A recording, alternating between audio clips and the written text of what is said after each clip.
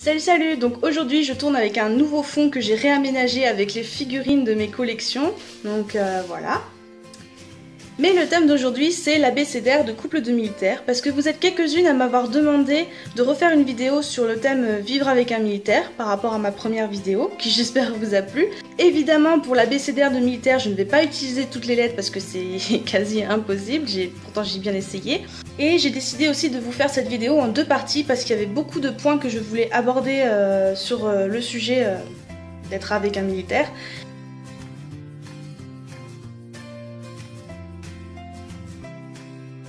Donc on va commencer avec la première lettre de l'alphabet, c'est A. Je l'ai dédiée à l'amour. Pourquoi ? Parce que tout simplement, nos hommes, nos militaires, on les aime et c'est ce qui nous fait tenir. C'est l'amour qu'on a pour eux qui nous fait tenir lorsque on doit subir des départs, des mauvaises nouvelles, des missions, des mutations. Tout ça, c'est l'amour qui nous permet de tenir et c'est ce qui fait de nous... c'est ce qui nous rend courageuses. C'est grâce à cet amour qu'on arrive à tenir. La deuxième lettre, B, j'avoue que ça n'a pas été facile de trouver, mais je me suis dit pourquoi pas le mot bisou. Alors oui, vous allez me dire pourquoi le mot bisou. Tout simplement parce que le bisou, ou le baiser, hein, comme on veut, ça annonce soit un départ, soit un retour. Et je trouvais que, en fait, le bisou de départ, donc ce bisou baigné de larmes, on est triste de son départ, mais il y a aussi le bisou quand il revient, quand on le revoit sur le quai de la gare ou à l'aéroport, enfin, ce bisou où on est baigné de larmes, mais cette fois des larmes de joie. Donc vraiment, j'avais vraiment envie de dédier la lettre B à bisou. Et je vais dire, c'est un peu le geste important pour, on va dire, un couple avec un militaire. La lettre C, je l'ai dédiée au mot colis. Parce que les colis, c'est un peu la façon aux familles, aux personnes, à nous-mêmes, d'avoir un lien avec notre militaire qui est à des kilomètres d'ici. Et les colis, c'est un peu une petite boîte d'amour qu'on envoie à notre amoureux. Pour ma part, je n'en ai jamais fait puisque je n'ai jamais vécu d'OPEX avec mon conjoint, même si j'ai vécu de très longs Vigipirates, en sentinelle maintenant. Le premier conseil, c'est de mettre des aliments. Parce que j'ai demandé à mon copain, qu'est-ce qui te ferait plaisir si je devais t'envoyer un colis ? Lui, il m'a répondu de la bouffe. Parce qu'ils ne mangent pas aisément là où ils sont établis. Et franchement, la nourriture, c'est ce qui leur manque le plus. Donc allez-y les filles, envoyez saucisses, pâtés, conserves. Allez-y. Bon, évidemment, pas tout ce qui est chocolat, s'il est dans un pays chaud, tout ça, c'est un peu de la logique. Mais franchement, allez-y, il sera vraiment très content de pouvoir se péter la panse. Et puis vous pouvez aussi lui envoyer des livres, des jeux vidéo, si... il peut les installer sur son ordi, enfin vraiment des choses qui peuvent l'occuper parce que le temps est très long lorsqu'il y a 4 à 6 mois d'OPEX et ça lui fera extrêmement plaisir de pouvoir passer tout ce temps extrêmement long. La lettre D, c'est pour distance, parce que l'une des choses qui caractérise un couple avec quelqu'un de militaire dedans, c'est la distance, et aussi les missions évidemment, mais c'est la distance. Et c'est l'une des choses les plus dures à supporter lorsqu'on est femme de militaire. J'en suis totalement consciente, je connais très bien. C'est pas la fin d'un couple, faut que les gens se sortent de la tête que le fait que la personne soit à distance, il va tromper, ça va casser, ça va jamais tenir. Non, c'est pas vrai, parce que si vous aimez votre conjoint et si vous aime en retour, la distance c'est rien, c'est juste difficile, c'est juste comme s'arracher une dent, quoi. Ça va faire mal pendant un moment, mais ça va partir. Et faut juste, désolé pour l'expression, faut juste serrer les fesses pendant quelques temps. Et après, franchement, le retour, voilà quoi. Vous savez tout comme moi, le retour, ce que c'est juste ouf quoi. Donc, la distance, c'est très très dur, mais c'est pas une fin en soi. Pour la lettre E, j'ai décidé de prendre le mot enfant.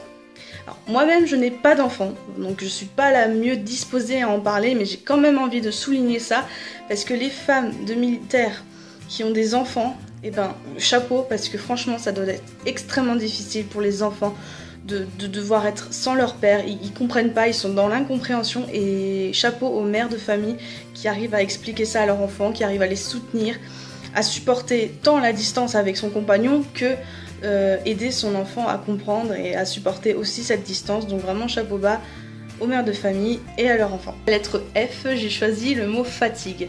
Parce que la fatigue, c'est quelque chose d'extrêmement difficile pour les militaires qui sont loin de leur famille, loin de leurs femmes, qui sont dans des conditions soit extrêmement chaudes, soit extrêmement froides, ou tout simplement des conditions où ils ne dorment pas comme ils le veulent, ils ne se lavent pas comme ils le veulent, ou tout simplement ils ne mangent pas, comme je l'ai déjà expliqué dans ma première vidéo d'ailleurs, ils ne mangent pas très bien. Et d'ailleurs c'est pour ça qu'ils veulent qu'on leur envoie de la nourriture. Eux, ils sont dans des conditions de fatigue extrême, physique et morale, alors que nous, on est dans notre petit cocon. Donc comme je l'ai expliqué, nous on est notre cocon. On va peut-être se fâcher pour des broutilles avec son compagnon parce qu'il n'a pas répondu au message, parce que machin, parce que bidule, pour X raisons. Mais il faut aussi mettre de l'eau dans son bain et se dire mais mince, enfin... Il vit dans des conditions, mais moi, même moi, personnellement, je ne le supporterais pas. Alors, faut un peu aussi comprendre leur fatigue, comprendre que des fois, ils en ont un peu ras la casquette et ils ont besoin de se poser quelques temps. Le mot G, j'ai décidé de le dédier au mot gestion. Pourquoi gestion? Tout simplement parce que quand nos militaires ne sont pas là, et ben, c'est la femme qui fait tout. La gestion des enfants, la gestion des papiers, la gestion des pannes et des réparations. En fait, une femme de militaire, c'est une femme qui doit tout faire. C'est pas une critique, hein, mais une femme de militaire, elle sait tout faire. Elle sait tout gérer. Les femmes de militaire, elles en ont sous le capot, quoi. Pour J, j'ai choisi jargon. Parce que le jargon militaire, c'est un peu ce qui nous fait rire, entre guillemets. Parce que lorsque notre copain rentre à la maison, il va nous raconter sa journée avec des termes de militaire et toi tu vas être là, tu vas avoir un grand moment de solitude, tu vas rien comprendre quoi.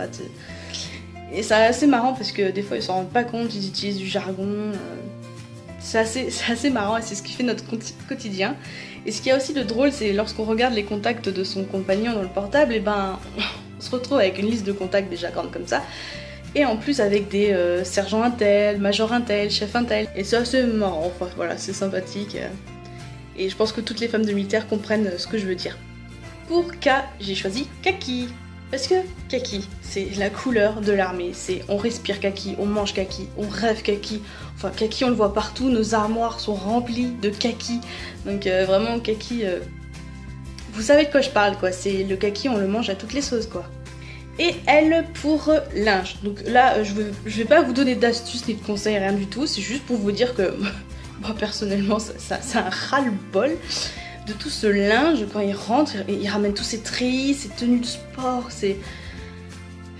toutes ces milliers de chaussettes, ces milliers de shorts, ces milliers de t-shirts.